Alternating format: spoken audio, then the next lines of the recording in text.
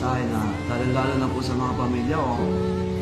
Huwag naman po sana nilang idamay. Kung may galit po sila sa akin, ako na lang po ang ano nila.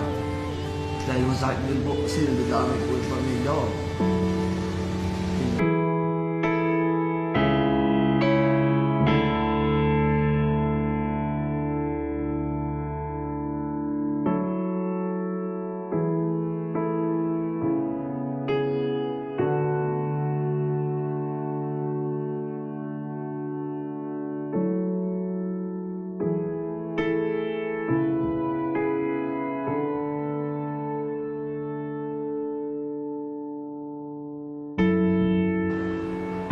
Hello guys, medyo na-stress na ako guys. Lumabas siya kayo mga nagpapanta sa akin guys. Nahanap ko yung si Manong Rider para tapos na yung problema. Wala na yung mga lumabas. Napatawad pala sa'yo Manong Rider sa nabasa ako.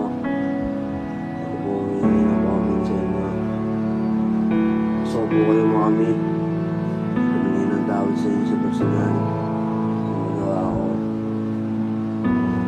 tawarin niyo po ako.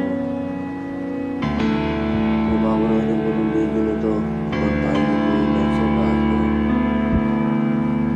Pag may pag-meet po ako sa inyo.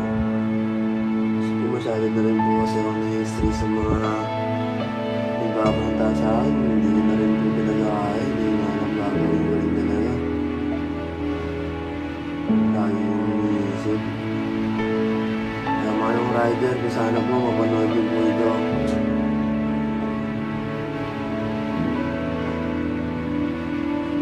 Mapanood din po itong video na to. Kaya comment po kayo dyan. Kung tayo po Nelson Castro. Ako hihingi po ako ng paumanin sa inyo sa personal. At hindi lang po yun, bibigyan ko rin po kayo ng helmet. Pati ka po kate, para po sa inyo. Wala pong mabalubag-lobog dun.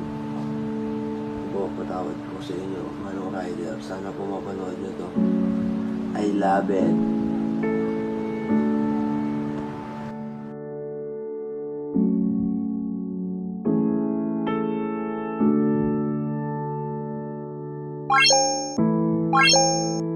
Bye.